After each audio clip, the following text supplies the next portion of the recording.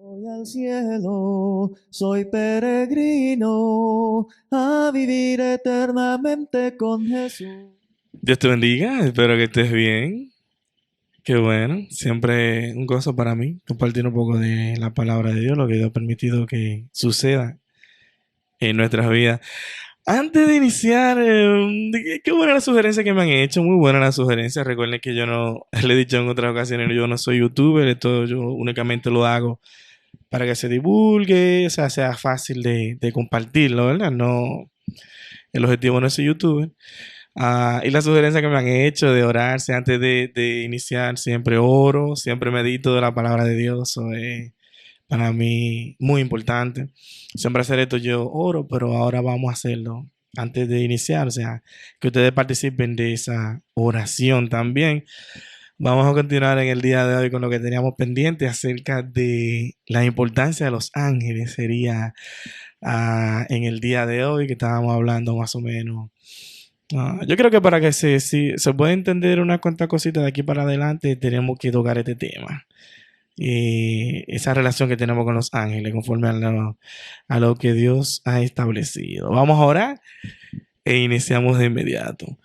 Padre, bendito es tu nombre. Gracias por todo, gracias por lo que has hecho en nuestras vidas. Gracias por lo que has permitido y lo que no. Sé que si miento en estas cosas, Padre, usted me va a castigar. Solamente se comparte lo que usted ha permitido que uno pueda comprender, vivir, entender, para que los demás pues se planteen al menos ese tema y abran un poquito más la mente hacia estas cosas y puedan glorificar tu nombre. Gracias, Padre, que sea tu Santo Espíritu que lo dirija a todo. En el nombre de Cristo Jesús. Amén. La importancia de los ángeles, mis hermanos, amigo que me escucha, es el tema que vamos a ocupar hoy. En la semana pasada estuvimos hablando acerca de Salmos, ¿verdad? Salmo capítulo 34. El ángel de Jehová acampa alrededor de los que le temen y le defiende. O sea, no están de lujo. Básicamente esa era la premisa. Vamos a hacer una lectura breve. Vamos a hacer en Salmo capítulo 8, versículo a partir del 3 para entrar en contexto, hasta el versículo 5. Y Salmo capítulo 8, 3 al 5. Yo sé que es muy conocido, pero aquí pues hay un pequeño detallito que de una manera u otra ha ayudado, si se puede decir, a que se malinterprete esta parte en específico. ¿A qué me refiero? A que se malinterprete cuál es el lugar, por así decirlo, de los ángeles, cuál es nuestro lugar en la creación de Dios. Entonces, esto es algo muy importante. ¿Por qué? Porque nos dice, o sea, cuando nosotros tomamos una premisa y de ella partimos, si esa premisa está errada, o no necesariamente errada, sino que, ¿cómo decirlo? No es precisa, vamos a ponerlo así, no es precisa, porque aquí lo que hay básicamente es una mala traducción, y vamos a decirlo así, como de mala traducción, como de entrada, porque realmente lo que ha habido es una eh, interpretación adecuada a mi cosmovisión. Algo parecido. Vamos a leerlo y después le comento el porqué. Y entender esta parte me ayudó mucho en mi vida espiritual. Mucho, realmente. Usted puede que crea o no crea lo que yo le comparto. Eso realmente no tiene ninguna importancia para mí. No lo digo con falta de humildad, no, porque no es. Esto yo no lo comparto para que usted lo crea. Esto yo lo comparto para que usted abra la mente en torno a este tema y porque Dios quiere que yo lo comparta. No hemos, ni siquiera hemos iniciado bien, pero hay cosas que son básicas, hay cosas de las que tiene que ir partiendo, y sin esas no podemos entender cosas que vienen más adelante. Entonces, habiendo dicho esto, vamos a leer.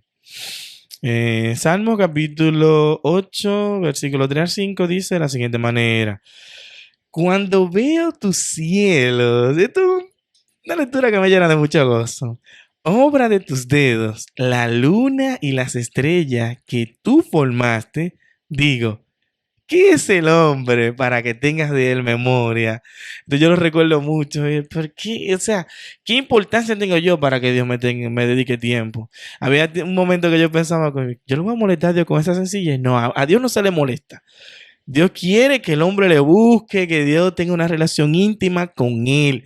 Eso es sumamente importante entenderlo. Entonces, en esa comunión que puedes tener, esa comunicación que puedes tener con él a diario, a todo momento, eso, el meditar en la palabra de Dios es infinitamente importante. Entonces, continuamos. Y el Hijo del Hombre, para que lo visites, le has hecho poco menor que los ángeles y lo coronaste de gloria y de honra.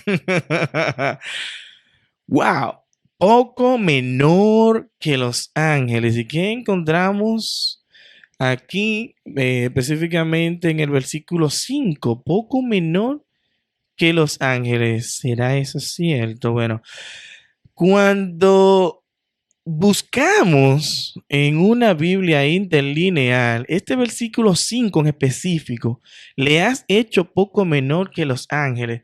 Nos encontramos con algo muy concluyente.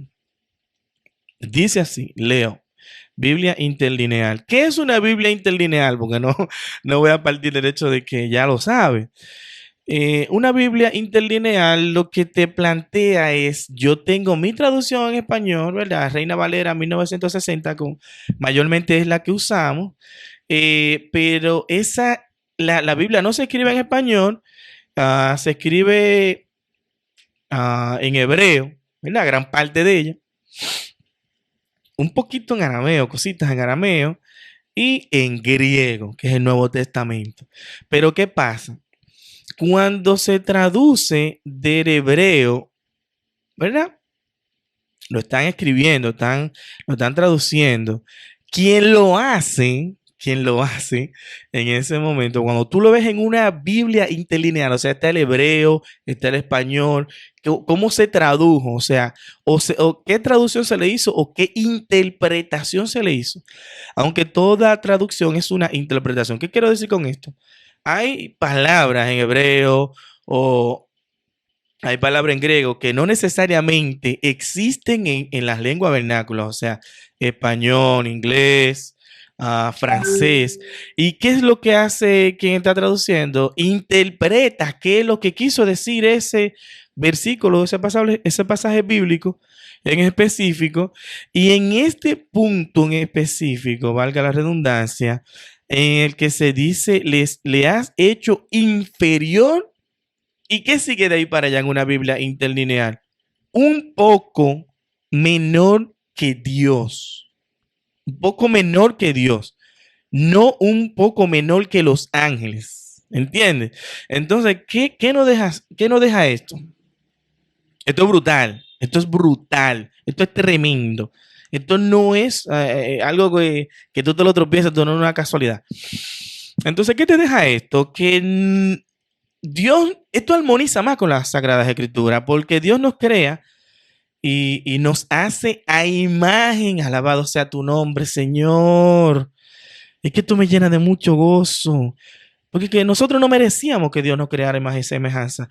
Pero ¿qué te quiere decir esa imagen y semejanza? Bueno, imagen. No, dentro de todo lo que pudiéramos profundizar en eso, no vamos a entrar en profundizar eso. Es que somos parecidos a Él, somos iguales a Él, pero entonces cuando te habla de semejanza, te está hablando de su carácter. ¿Entiendes? Está hablando de su carácter. Entonces cuando nos dice la palabra que Dios nos hizo a imagen y semejanza, y entonces la palabra nos está diciendo que nos hizo un poco menor a él, ¿verdad? Que ese versículo 5, no menor a los ángeles, porque quienes tradujeron entendían menor que Dios. Ay, no, ellos les resultó chocante, entendería yo, y entonces lo ajustan a menor que los ángeles. ¿Por qué? Porque el hebreo, el judío, entiende que los ángeles son superiores a nosotros. Y por eso, en la carta a los Hebreos, usted ve que se hace necesario, que lo leíamos anteriormente, Hebreos capítulo 1, versículo 14, se hace necesario expresar que no es así. No es así. Los ángeles no son superiores a nosotros, sino que son consiervos nuestros, que cuando Juan ve en Apocalipsis, ¿verdad? Ve el ángel y lo ve con toda esta magnificencia, se postra para adorarle y el ángel le dice, no, espérate, es que nosotros somos consiervos. No, la adoración es para Dios. Yo soy consiervo tuyo. Es como quien dice, tú y yo venimos siendo primos ahí.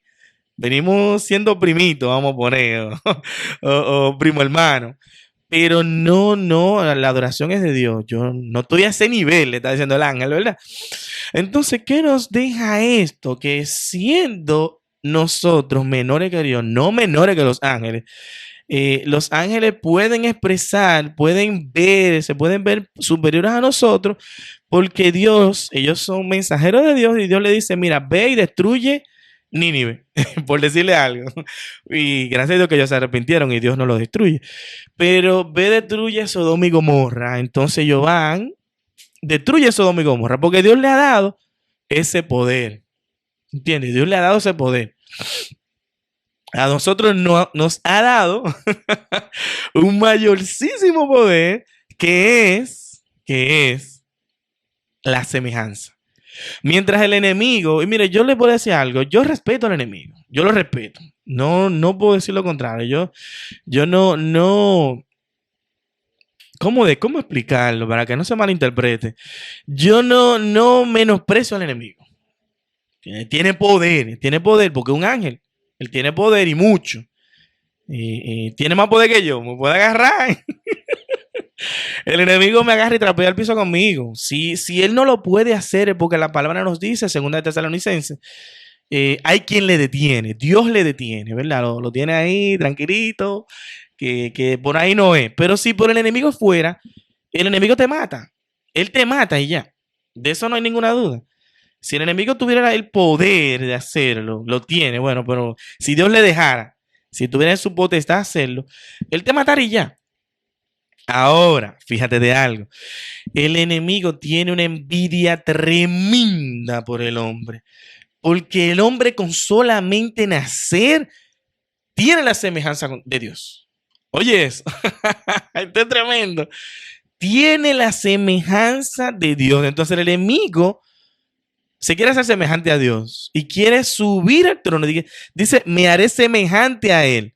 O sea, con el simple hecho de Dios habernos creado es una plena humillación para el enemigo.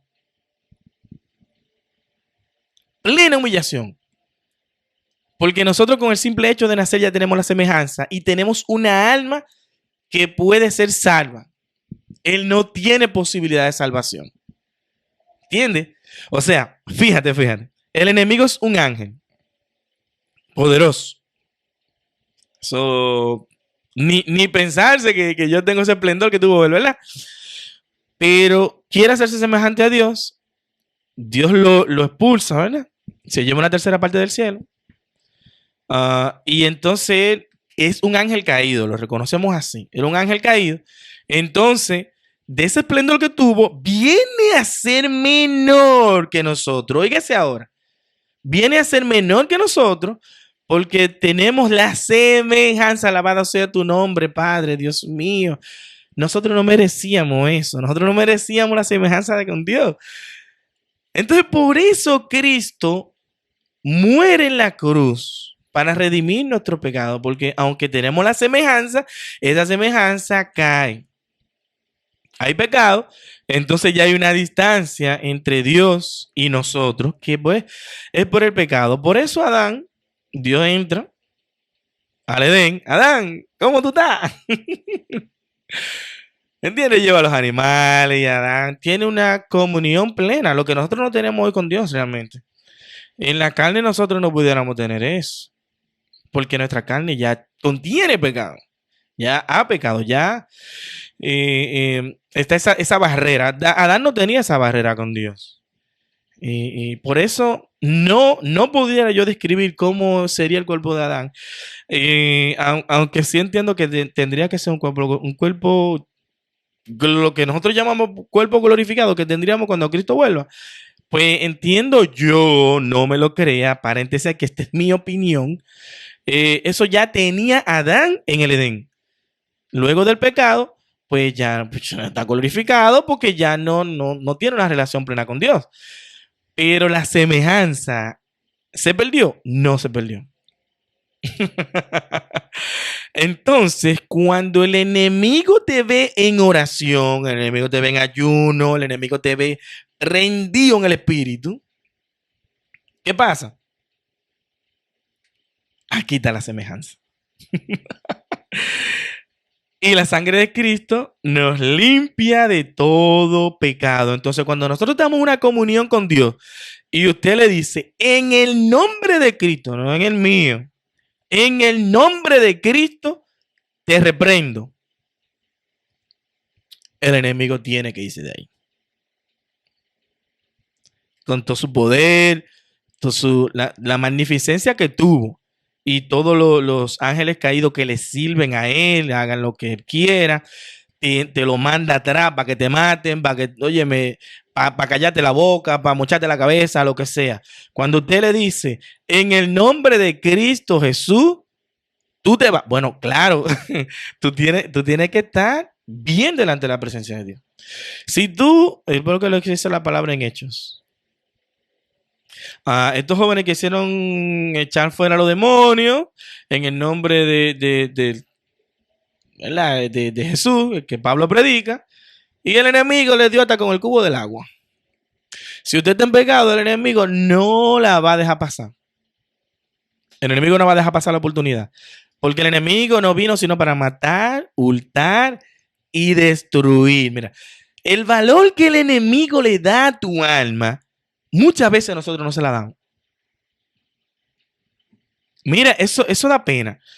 El enemigo le da un valor al alma de nosotros que se pierda, que muchas veces nosotros no se la damos por negligencia, porque la gente no está predicando y nosotros no hacemos caso, por esa clase de cosas. Entonces, miren, ay, miren. Alabado sea tu nombre, Señor. Esto me llena de mucho gozo hablar de esto, porque entonces, sabiéndose que es así, o sea, no somos menor que los ángeles, sino con cielos, ¿verdad? Somos menor que Dios. Armoniza más con las Sagradas Escrituras, interpretarlo así, no porque yo lo diga, ustedes pueden hacer su estudio y profundizar en esa parte específicamente de Salmo capítulo 8, versículo 5, y van a llegar a la misma conclusión. Lo puede ver en cualquier Biblia interlineal y así mismo te lo voy a explicar. Te da la referencia con el diccionario Strong y todo eso. Eso no es una cosa muy difícil de llegar a esa conclusión ahora. El vivir bajo esta conclusión, sí. Entonces usted sabe que cuando usted ora y usted está bien delante de la presencia de Dios y usted está sometido a Dios, sométanse a Dios y el enemigo huirá de ustedes. Entonces, llegado a ese punto,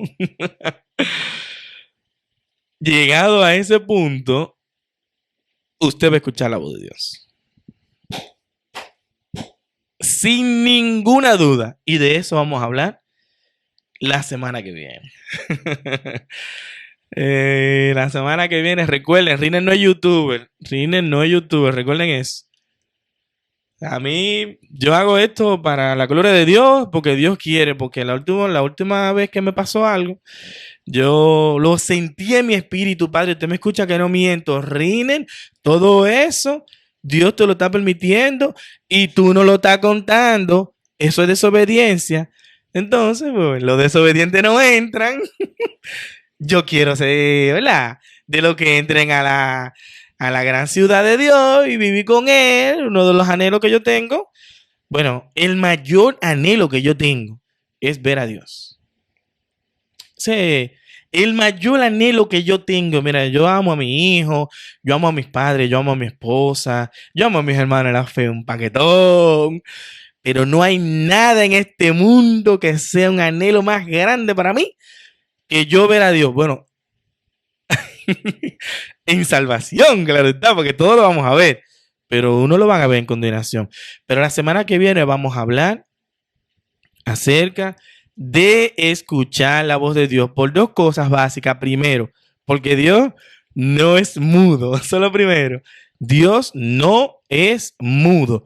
Y segundo, usted no es sordo. Ahora, no se está hablando de los oídos físicos, sino de esa predisposición espiritual en la que debemos estar, esa búsqueda constante de Dios, la misericordia de Dios y la persistencia en buscarle. Si usted pasa por ese filtro, usted le va a encontrar. ¿Se puede escuchar la voz de Dios? Imposible que no. Dios te bendiga. Voy al cielo, soy peregrino, a vivir eternamente con Jesús.